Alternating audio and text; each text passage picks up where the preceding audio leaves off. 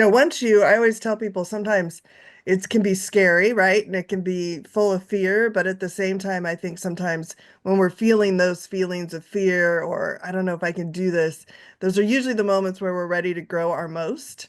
Listening to those signs and really just, grabbing onto it and going with it. Sometimes it's easier said than done, but yeah, I'm a firm believer in kind of taking those bold steps and listening to I call them the whispers, that Mm. are going on inside of you, to, figure out what you want to do with your life. Welcome to the Audacious Living Podcast, hosted by my man, Audley Stephenson, the Odd Man. Greetings and salutations. Welcome to the Audacious Living Podcast, where our mission is clear to inspire you to live your best audacious life ever. I'm totally thrilled to be here with you today and genuinely appreciate you for spending time out of your day to join us. Now, imagine standing at the edge of a vast ocean, the waves crashing against the shore, full of potential and possibilities. Yet many of us find ourselves glued to the sand, paralyzed by the fear of change. The cost of staying stagnant oftentimes outweighs the fear of change as we miss out on the adventure that awaits us just on the other side of the horizon. In today's episode, we delve into the importance of self-awareness and reflection in identifying dissatisfaction and how giving ourselves permission to redefine success can lead to both empowerment and fulfillment. I'm totally thrilled to introduce our guest today, Kristen Chimack.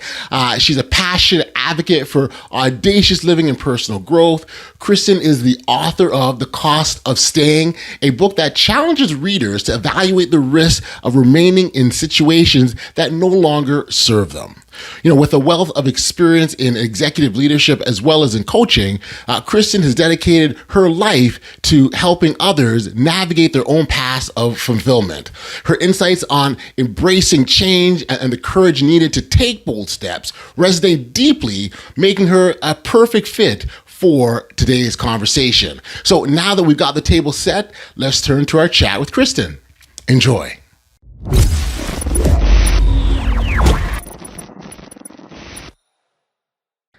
Hey, Kristen, thank you for being here on the Audacious Living Podcast. I appreciate you taking the time to be here. I'm excited to be here. It's a great way for me to kick off a week. Well, hey, I'm with you on that 100%. I really do feel that the opportunity to sort of engage in dialogues that can help others is really is a blessing from my perspective. And so, any chance I can sit down and chat with individuals about the cool things that they're doing and how they're contributing to the greater good is always a good thing. So, thank you again for being here. You helped me fulfill my mission, if you will. Oh, I love that. Yeah. And I find, all these conversations that I have, it's an opportunity for me to take away something and learn. So I just enjoy them. Yeah, same here, same here. And so I mean, I think we should jump in here to it because you're an author. You've written a book, "The Cost Mhm. of Staying," and we'll get into that in greater detail for sure. But you really are. Everything I've seen is really encouraging individuals to take that audacious step forward. I mean, here on this podcast, we talk very much about individuals being on their own unique path and their own unique journey, and and the courageousness and the boldness needed to take that step sometimes into the unknown, and you're embracing that and saying, hey, it's a good thing, right? Absolutely. Yeah. I think, I always tell people sometimes it can be scary, right? And it can be full of fear. But at the same time, I think sometimes when we're feeling those feelings of fear, or I don't know if I can do this, those are usually the moments where we're ready to grow our most. Listening to those signs and really just, grabbing onto it and going with it. Sometimes it's easier said than done, but yeah, I'm a firm believer in kind of taking those bold steps and listening to I call them the whispers, that Mm. are going on inside of you, to, figure out what you want to do with your life. I'd love to get an idea, sense how that evolved for you. How did you land on this place of audacious living? Yeah, it's funny. It started, I think, when I was younger. And it first started out just with travel. I grew up in a family that didn't travel very much. When we did travel, it was to see grandparents or family, which was amazing. But once I kind of got into college and was able to explore the world, I realized there's this whole great big world out there and opportunities and people and cultures that, if you're not intentional about it, you can choose to pretend it's not there. And so it started there with just what people would often tell me is, I can't believe you like just went there by yourself across the world. So it started there, and through those experiences, I think I just found that each trip I just grew so much and I learned so much about other people in the world and, how people view us as Americans, how we view them. Hmm. And so that sort of then moved into my, other aspects of my life. And when I found myself in a career that it was one I had worked so hard to get, right? I started as a part-time payment clerk with this organization and moved all the way up to be an executive with them. Hmm. And when I got there, I realized I didn't really like it so much. It was the 24/7 job, it was full of stress. And I thought, I think I'm starting to hear those whispers inside me that are telling me there's got to be more to life than this. And life's just too short to be miserable. And I would stand on stages at work and tell people, we spend more time with people that we work with than we do sometimes our families, and we should be happy.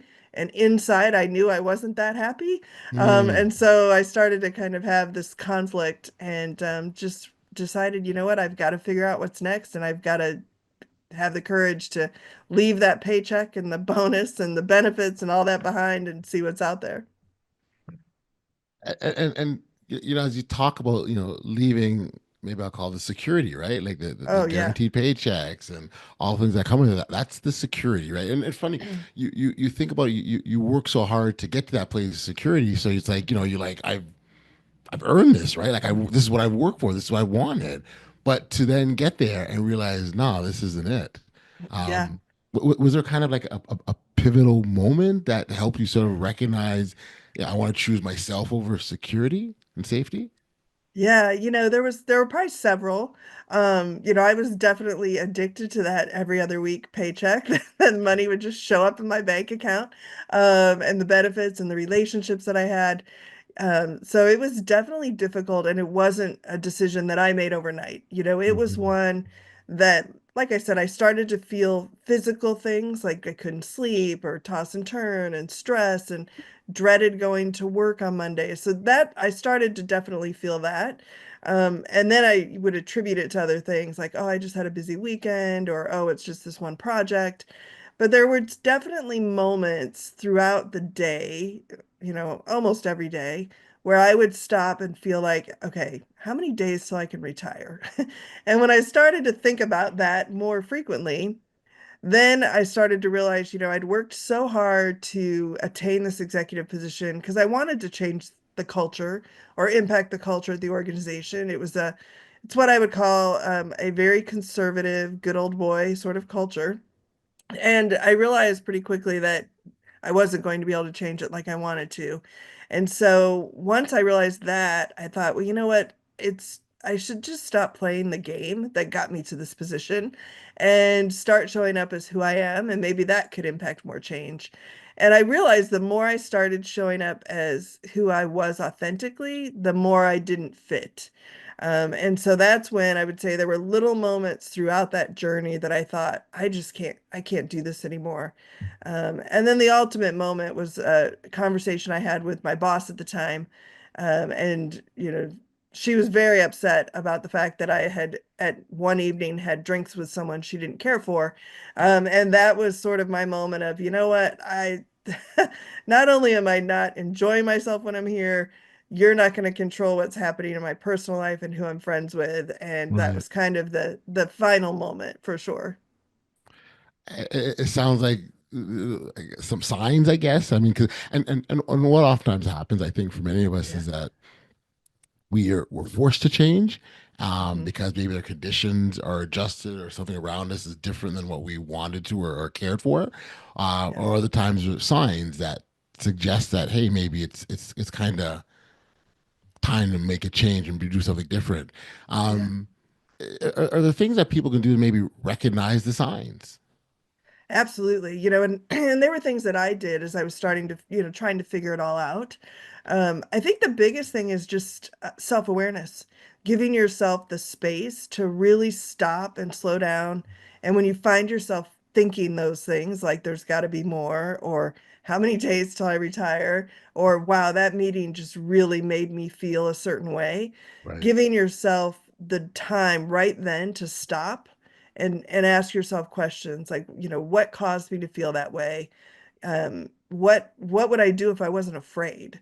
And sort of really looking at all those moments throughout the day and figuring out, okay, what really is at the kind of the heart of why I'm feeling the way I'm feeling. Because it's really easy to think, oh, I just had a busy weekend. I'm just not prepared for the week. I'm stressed about the Hmm. week.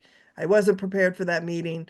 But a lot of times, if you really pay attention to, wow, every time I talk to that person, my jaw's really tight, or I have that feeling in the pit of my stomach, or when I'm trying to drive into work, that's when I get the headache and Yep. the pit. Yep.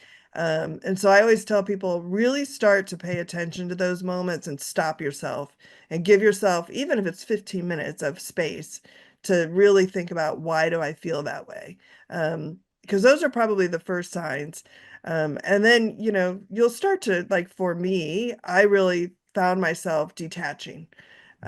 So when you find yourself sort of pulling back in meetings, not sharing what's on your mind, those are also pretty good indications that there's something that's not right.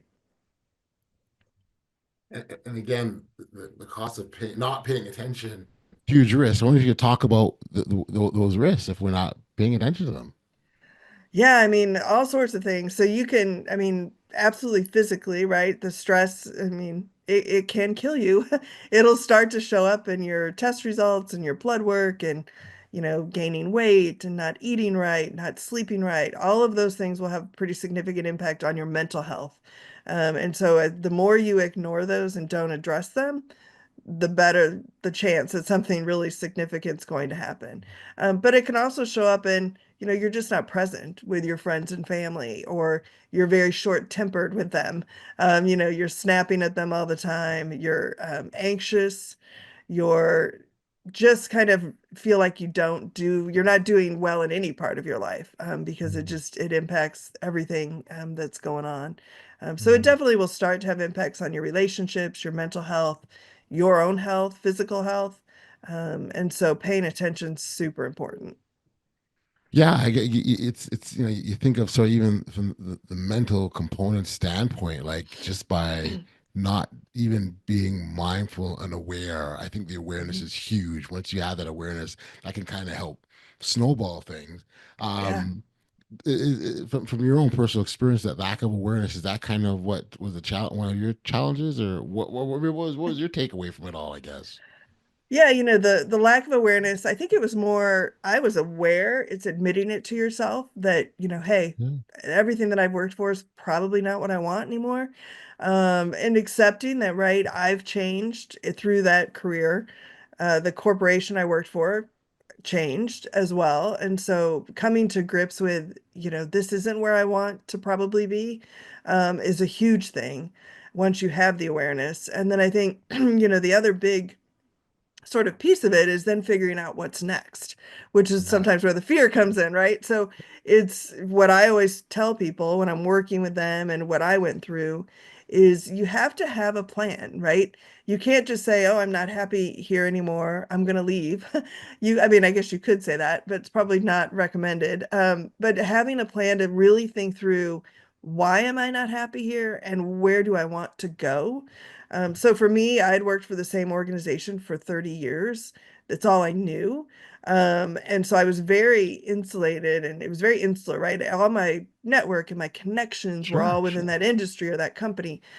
So, part of my plan, once I kind of had the awareness and knew that I'm going to leave sooner than I'd ever anticipated, I did a lot of things to be very deliberate about figuring out not only what could be next, but making sure that whatever was next was something that was going to make me happy and that was really aligned with who I was. And so, I did things like making sure when I was networking to be very deliberate about who I was connecting with, I'm having conversations with people who were either in roles that I thought I would enjoy or industries that I might want to explore or business owners because I was thinking about starting my own business, and making sure that I was sort of broadening myself and really thinking through what are all those options. And that started to give me, and I see it with my clients, starts to give you a bit of confidence and it makes you feel empowered that you're at least taking steps to figure out what's next. Yeah. And that really helps because you can do that at the same time while you're still receiving that every other week paycheck, and start to move towards something, which a lot of times really helps calm the fears a bit when you start to take that first action. Yeah. No, I think you're absolutely right. I mean, being able to do that bit of that planning can calm and easy the nerves and the anxieties, all those things, especially those questions around, you know, where am I going to go or what is next? So I think that that's Yeah. really a good strategy. You talk also about self permission being a sort of a positive or a conduit rather for positive change. It that self permission that I mean I'm big on self talk and I love it because I think the more the things that we do and say to ourselves like we can bring out to the universe if you will, so the self permission aspect is just another element of that as well where it's almost like you're making an agreement with yourself. Is that a fair way of putting it? Very fair. Yeah, I have found at many points in my life, both personally and professionally, sometimes we get so caught up in even what our own expectations were of ourselves, but what others' expectations are of you, that we can, kind of get stuck in this, well, that's what everybody expects. And so years ago, I started to think about it in terms of like back in school when your parents would write you a permission slip to get out of, mine was always to get out of gym class because gym class was not my favorite. Um, but that was always like, oh, well, I have a permission slip, so it's good now. And I probably felt this first in my personal life where, you know, I was in a long relationship in my early 20s, 30s. I knew early on that he didn't want to get married. Why I stayed, I mean, there's a million reasons why I stayed, but the cost of staying in that relationship was I never had my own children. But one of the things, and people would tell me all the time, you'd be such a good mom. Well, you need to have your own kids. And I'm thinking, okay, so society has defined success, right? As you have this job, you get married, you have the Right. 2.5 kids. And it wasn't, I wanted that, but you can't always control when that comes into your life. So for me, I sort of redefined success and wrote myself a permission slip around, I may not be a mom per se, but I'm going to be the best dang aunt you have ever seen. And now I have relationships with my 13 nieces and nephews that's amazing. And had I been a mom, I never would have had that. And so, right, giving myself permission to accept that that's my version of success and that's what's, being a mom means to me was just so empowering that then when I took it into my professional life, it was all about, okay, so I used to define success as this executive title and this office and this paycheck and these bonuses and the status of it all.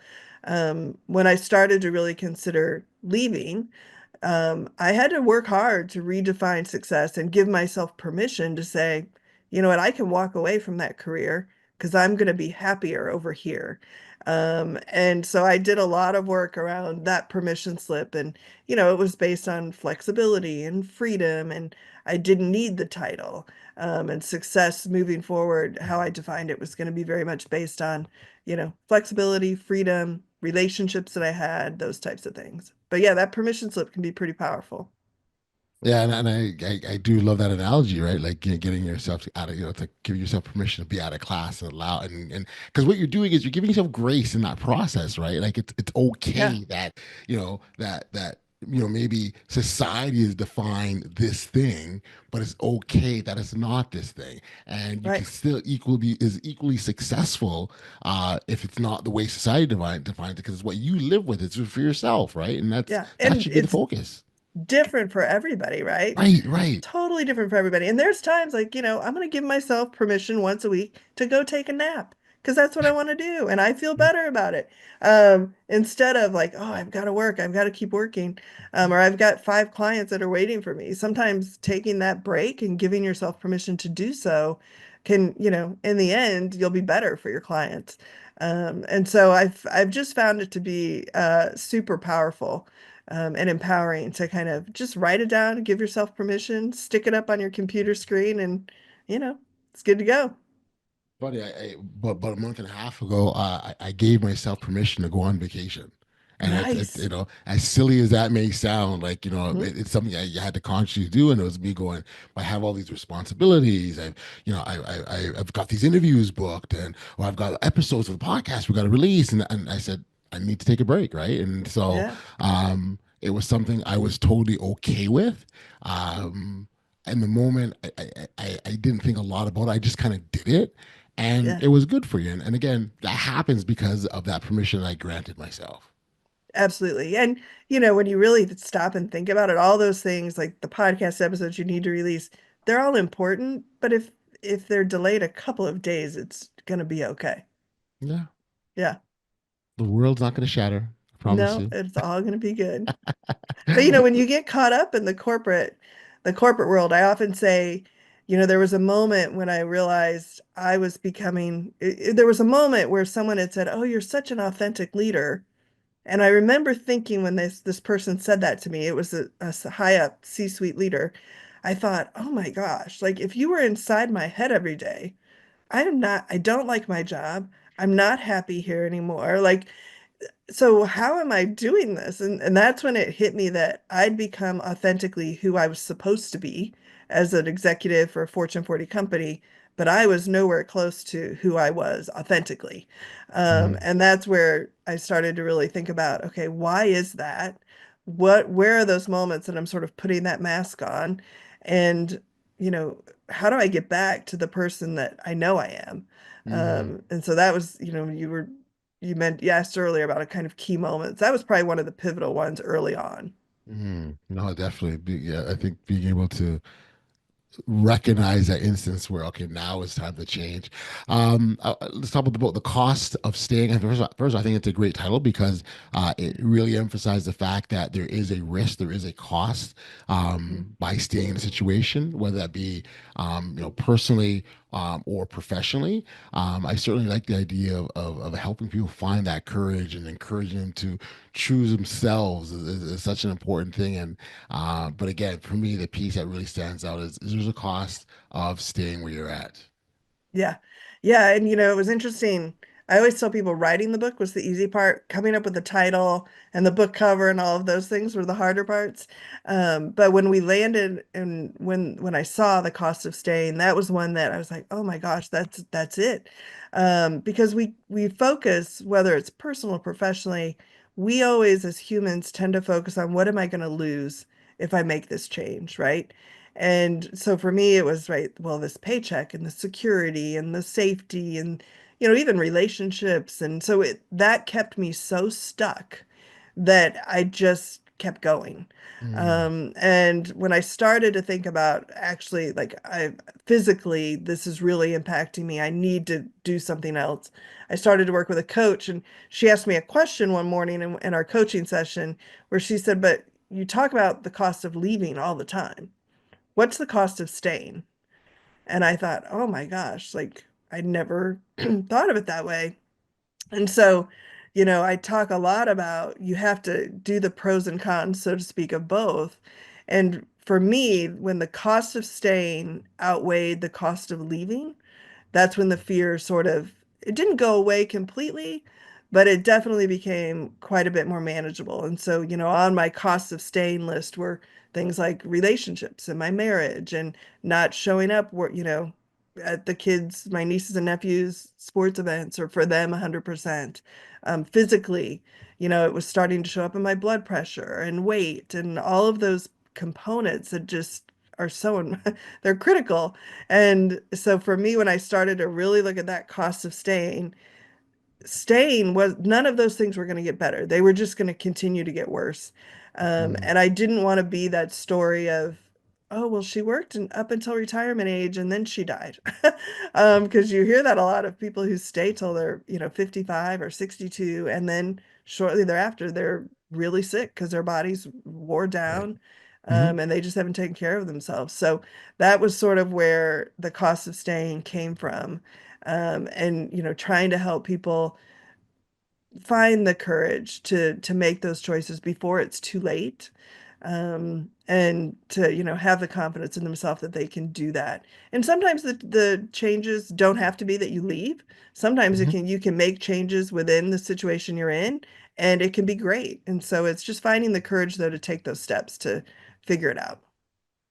I do like the exercise of the pros and cons list, right? And really being just Mhm. very clear on what matters, because it also gives you a very good snapshot in terms of what matters, what's important, what's that risk here, right? That's really what I'm hearing. Yeah.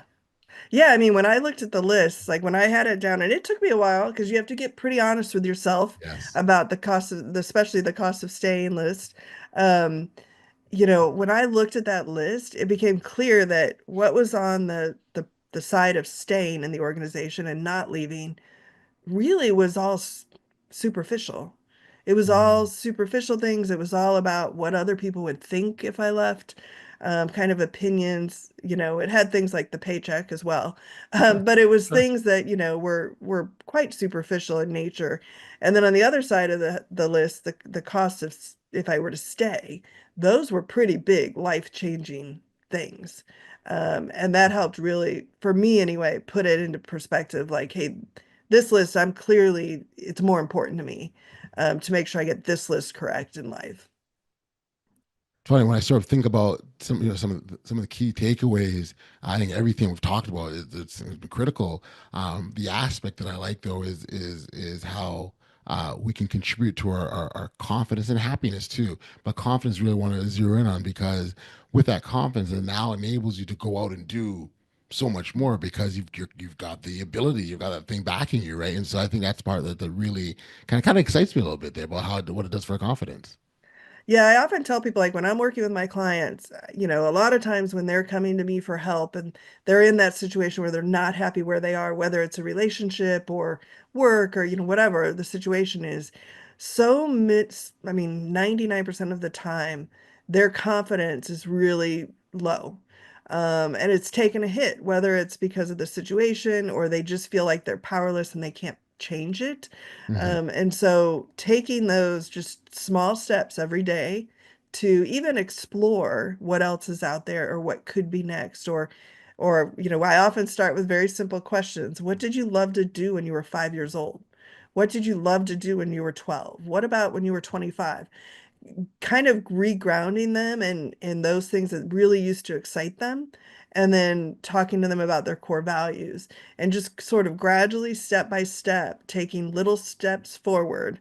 You really, through that process, build your confidence up to, not that the fear goes away, but you've done enough work that you're ready to kind of take that next step. And then when you do that step, you're ready to take the next step. And so it's a really, really kind of a cool process and to be able to help people with, because you can see the confidence grow and build. And even if they stay where they are, but they become more outspoken, right? Or Yep. they speak up for their needs, or Mhm. all of those things can just make a world of difference. Love it. I love it. Yeah. I think it's fantastic. For listeners that want to learn more about you, or get a copy of your book, where can we send them, Kristen? Yeah, so you can get a copy of my book, The Cost of Staying, on Amazon.com. You can also visit my website at www.kristenchimack.com, where you can learn more about the book, my coaching services, the online courses that I have, and then, of course, connect with me on LinkedIn. I'm super active out there every day, and love to connect with people as well. Very, very cool. Well, this is awesome. We want to make sure that the contact details are located in the show notes below. Congratulations on the book and the journey that you've taken. It is very, very a big deal. And I again, the encouraging individuals to take that step forward when they don't know what they're about to embrace it's a powerful one. And so, thank you for doing that, and thank you for being a guest today on the Audacious Living Podcast. Thank you. I've enjoyed it and loved talking with you, and I can't Yeah. wait to see what's next for you as well. Thank you. I'm looking forward to it always.